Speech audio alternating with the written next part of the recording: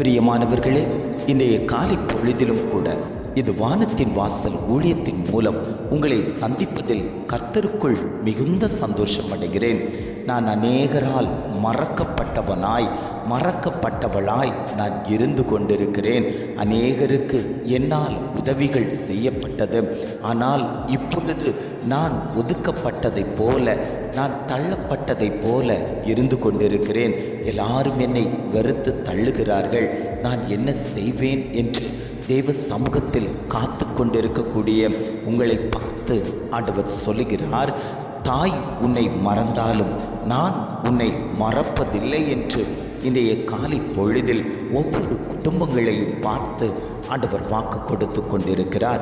இன்றைய காலை பொழுதிலும் கூட ஆண்டவர் நமக்கு தரக்கூடிய நல்ல வார்த்தை என்னவென்றால், சங்கீதங்களின் புஸ்தகம் 9ஆம் அதிகாரம் 18ஆம் வசனம் இவ்வாறாக சொல்லுகிறது, எளியவன் என்றைக்கும் மறக்கப்படுவது இல்லை.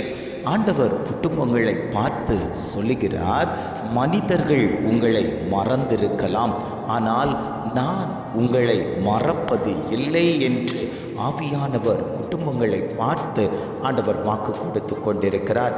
இன்றைக்கு அநேகர் பணம் படைத்தவர்களையும் வசதி படைத்தவர்களையும் தன் பக்கம் வைத்து கொண்டு, அவர்களை ஞாபகத்தில் வைத்து கொண்டு, எனக்கு அந்த நபர் இருக்கிறார், அவரை தெரியும், எனக்கு இந்த நபர் இருக்கிறார், என்னுடைய வலது கையாக அவர் இருக்கிறார், இப்படி பல பேர் பேசிக்கொள்ளும் போது எளியவனாய் சிறுமைப்பட்டவனாய் நாம் அவர்கள் மத்தியில் நிற்கும்போது நம்மை உதாசீனப்படுத்தி நம்மை ஓரமாய் தள்ளி வைக்கக்கூடிய சூழ்நிலை இன்றைய உலகத்தில் அநேக குடும்பங்களில் உண்டு. ஆண்டவர் சொல்லுகிறார், எளியவன் என்றைக்கும் மறக்கப்படுவதில்லை. கர்த்தர் எளியவனை மறப்பதே இல்லை.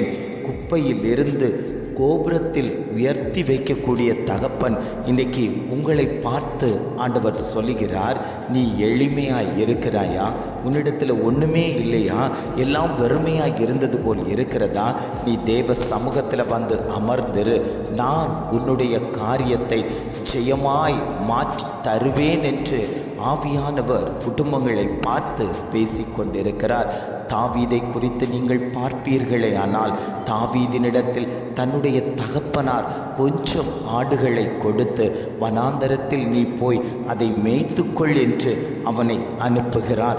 தாவீதினுடைய சகோதரர்கள் எல்லாரும் சவுலின் இராணுவத்தில் பெரிய பதவிகளில் இருக்கும்போது இந்த தாவீதை அவனுடைய குடும்பம் அற்பமாய் எண்ணி வனாந்தரத்தில் கொஞ்சம் ஆடுகளை கொடுத்து அனுப்பிவிட்ட போதிலும் அவன் தன் தகப்பன் என்னிடத்தில் கொஞ்சம் ஆடுகளை கொடுத்து விட்டாரே, அதை நான் பார்க்க வேண்டும், அதை நான் மேய்க்க வேண்டும் என்று அவன் கீழ்ப்படிதலோடு அந்த ஆடுகளை அழைத்து கொண்டு போகிறான். அழைத்து கொண்டு போனவனுக்கு நான் சும்மா இருந்தால் சரியாகாது, என்னோடு கூட கர்த்தர் இருக்க வேண்டும் என்பதை அவன் உணர்ந்து கர்த்தரை துதிக்க ஆரம்பித்தான். அவன் கர்த்தரை மகிமைப்படுத்த ஆரம்பித்தான். தனக்கு தெரிந்த கர்த்தரை மகிமைப்படுத்தக்கூடிய பாடல்களை பாடி நன்றி பலிகளை செலுத்த ஆரம்பித்தான். நாள் ஒன்று வந்தபோது அந்த நாவினால் துதிக்கப்பட்டவனை, அற்பமாய் எண்ணப்பட்டவனை ராஜாங்கத்தில் உயர்த்தி வைத்த கர்த்தர் சின்னவனாயிருந்த தாவீதை உயர்ந்த ஸ்தானத்தில் அநேகர் பயப்படக்கூடிய அளவில் கர்த்தர் தாவீதை ராஜாவாய் மாற்றினாரே. ஆனால் இன்றைக்கு உங்களை பார்த்தாண்டவர் சொல்லுகிறார், உங்கள் குடும்பத்தில் உன்னை ஓரமாக ஒதுக்கி வைக்கிறார்களா? நீ இதற்கு லாயக்கில்லை, இதற்கு பிரயோஜனம் இல்லை, ஒன்றுக்குமே லாயக்கு இல்லாதவன் என்று சொல்லி உன்னை குடும்பத்தார் அப்படியே ஒதுக்கி வைக்கிறார்களா?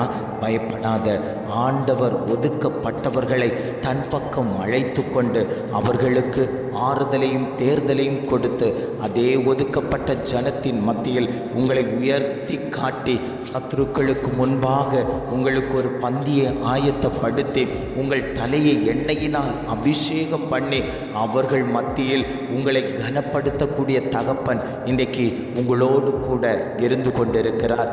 நீங்கள் பயப்பட வேண்டாம். கர்த்தர் உங்களோடு கூட இருக்கிறதுனால சிறுமைப்பட்டவர்களுடைய நம்பிக்கை ஒருபோதும் கெட்டு போவது இல்லை. அவர்கள் எப்பொழுதும் ஆண்டவரை துதித்து கொண்டிருப்பார்கள்.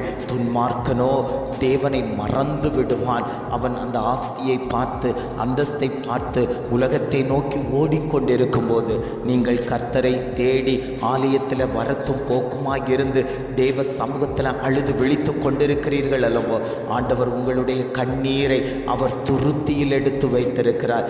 என் பிள்ளை அழுது கொண்டிருக்கிறார், அவளுடைய கண்ணீருக்கு ஒரு சந்தோஷத்தை கொடுக்க வேண்டும் என்று நினைத்து உன் வாழ்க்கையில் நீ கையிட்டு செய்யக்கூடிய காரியத்தில் கர்த்தர் அற்புதத்தை செய்து உன்னுடைய குடும்பத்தில் சமாதானத்தை தந்து சந்தோஷத்தை தந்து உன்னை அநேக கண்கள் பார்க்கிற விதத்தில் உயர்த்தி வைக்கக்கூடிய தகப்பன் தான் இன்றைக்கு உங்களை பார்த்து சொல்லுகிறார், எளியவன் என்றைக்கும் மறக்கப்படுவதில்லை. ஜெபிக்கலாமா?